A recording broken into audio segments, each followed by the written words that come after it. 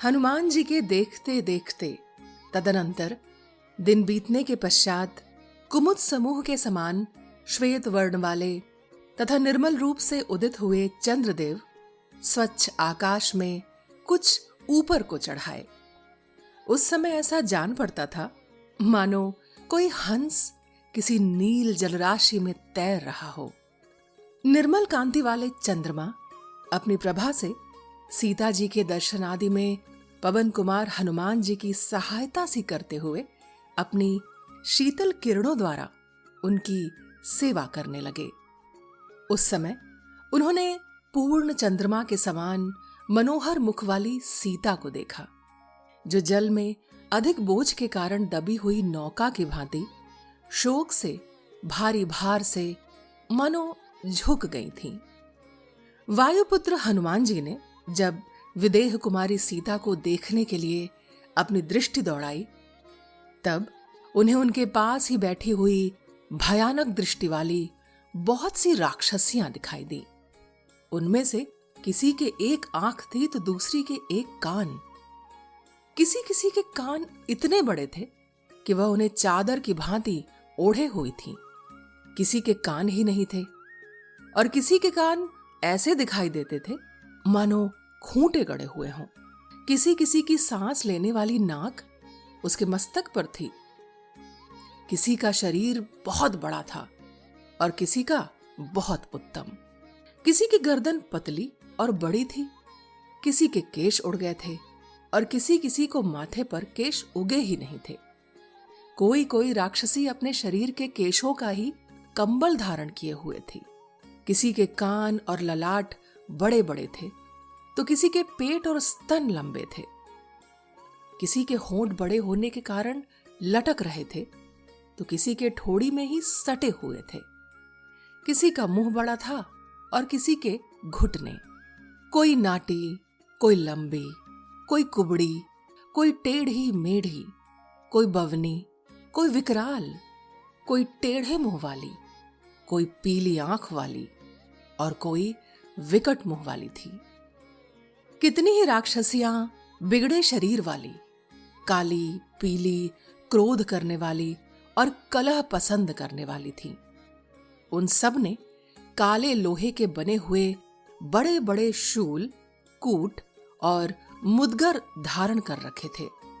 कितनी ही राक्षसियों के मुख सुअर, मृग, सिंह, भैंस, बकरी और सियारिनों के समान थे। किन्हीं के एक हाथ थे तो किन्हीं के एक पैर। किन्हीं के कान गधों के समान थे तो किन्हीं के घोड़ों के समान। किन्हीं किन्हीं के कान गौओं, हाथियों और सिंहों के समान दृष्टिगोचर होते थे। किन्हीं की नासिकाएं बहुत बड़ी थीं और किन्हीं की तिरछी। किन्हीं किन्हीं के नाक ही नहीं थी। कोई कोई हाथी की सूंड के समान नाक वाली थी और किन्हीं किन्हीं की नासिकाएं ललाट में ही थी, जिससे वे सांस लिया करती थीं। किन्हीं के पैर हाथियों के समान थे और किन्हीं के गौओं के समान। कोई बड़े बड़े पैर धारण करती थी और कितनी ही ऐसी थीं जिनके पैरों में चोटी के समान केश उगे हुए थे। बहुत सी राक्षसियां केवल लंबे सर और गर्दन वाली थीं। किन्हीं के मुंह और नेत्र सीमा से अधिक बड़े थे। किन्हीं किन्हीं के मुखों में बड़ी बड़ी जिह्वाएं थीं और कितनी ही ऐसी राक्षसियां थीं जो बकरी, हाथी, गाय, सूअर, घोड़े, ऊंट और गधों के समान मुंह धारण करती थीं। इसलिए वे देखने में बड़ी भयंकर थीं। धुएं जैसे केश और विकृत मुख वाली कितनी ही विकराल राक्षसियां सदा मद्यपान किया करती थीं। मदिरा और मांस उन्हें सदा प्रिय थे। कितनी ही अपने अंगों में रक्त और मांस का लेप लगाए रहती थीं। रक्त और मांस ही उनके भोजन थे। उन्हें देखते ही रोंगटे खड़े हो जाते थे। कपिश्रेष्ठ हनुमान जी ने उन सब को देखा। वे उत्तम शाखा वाले उस अशोक वृक्ष को चारों ओर से घेर कर उससे थोड़ी दूर पर बैठी थी और सती साध्वी राजकुमारी सीता देवी उसी वृक्ष के नीचे उसकी जड़ से सटी हुई बैठी थी। उस समय शोभाशाली हनुमान जी ने जनक किशोरी जानकी जी की ओर विशेष रूप से लक्ष्य किया। उनकी कांति फीकी पड़ गई थी, वे शोक से संतप्त थी और उनके केशों में मैल जम गई थी। जैसे पुण्य क्षीण हो जाने पर कोई तारा स्वर्ग से टूटकर पृथ्वी पर गिर पड़ा हो, उसी तरह वे भी कांतिहीन दिखाई देती थीं। वे पतिव्रत से संपन्न तथा इसी के लिए सुविख्यात थीं। वे उत्तम भूषणों से रहित थीं, तो भी पति के वात्सल्य से विभूषित थीं। पति का स्नेह ही उनके लिए श्रृंगार था। जैसे कोई हथनी अपने यूथ से अलग हो गई हो, यूथ पति के स्नेह से बंधी हो और उसे किसी सिंह ने रोक लिया हो। रावण की कैद में पड़ी हुई सीता की भी वैसी ही दशा थी। वे वर्षाकाल बीत जाने पर शरद ऋतु के श्वेत बादलों से घिरी हुई चंद्र रेखा के समान प्रतीत होती थीं। जैसे वीणा अपने स्वामी की उंगलियों के स्पर्श से वंचित हो, वादन आदि की क्रिया से रहित अयोग्य अवस्था में मूक पड़ी रहती है, उसी प्रकार सीता पति के संपर्क से दूर होने के कारण महान क्लेश में पड़कर ऐसी अवस्था में पहुंच गई थी जो उनके योग्य नहीं थी। पति के हित में तत्पर रहने वाली सीता राक्षसों के अधीन रहने योग्य नहीं थी। अशोक वाटिका में रहकर भी वे शोक के सागर में डूबी हुई थीं। क्रूर ग्रह से आक्रांत हुई रोहिणी की भांति वे वहां उन राक्षसियों से घिरी हुई थीं। हनुमान जी ने उन्हें देखा। वे पुष्पहीन लता की भांति श्रीहीन हो रही थीं। उनके सारे अंगों में मैल जम गई थी। केवल शरीर सौंदर्य ही उनका अलंकार था।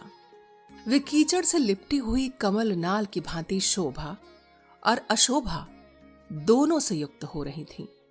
मैले और पुराने वस्त्र से ढकी हुई मृगशावक नयनी भामिनी सीता को कपिवर हनुमान ने उस अवस्था में देखा। यद्यपि देवी सीता के मुख पर दीनता छा रही थी, तथापि अपने पति के तेज का स्मरण हो जाने से उनके हृदय से वह दैन्य दूर हो जाता था। कजरारे नेत्रों वाली सीता अपने शील से ही सुरक्षित थी। उनके नेत्र मृगछौनों के समान चंचल थे। वे डरी हुई मृगकन्या की भांति सब ओर सशंक दृष्टि से देख रही थी। अपने उच्छ्वासों से पल्लवधारी वृक्षों को दग्ध सी करती जान पड़ती थीं। शोकों की मूर्तिमती प्रतिमा सी दिखाई देती थीं और दुख की उठी हुई तरंग सी प्रतीत होती थी। उनके सभी अंगों का विभाग सुंदर था। यद्यपि वे विरह शोक से दुर्बल हो गई थीं, तथापि आभूषणों के बिना ही शोभा पाती थीं। इस अवस्था में मिथिलेश कुमारी सीता को देखकर पवन कुमार हनुमान को उनका पता लग जाने के कारण अनुपम हर्ष प्राप्त हुआ। मनोहर नेत्र वाली सीता को वहां देखकर हनुमान जी हर्ष के आंसू बहाने लगे। उन्होंने मन ही मन श्री रघुनाथ जी को नमस्कार किया। सीता के दर्शन से उल्लसित हो श्री राम और लक्ष्मण को नमस्कार करके पराक्रमी हनुमान वहीं छिपे रहे। इस प्रकार श्री वाल्मीकि निर्मित आर्ष रामायण आदि काव्य के सुंदर कांड में 17वां सर्ग पूर्ण हुआ।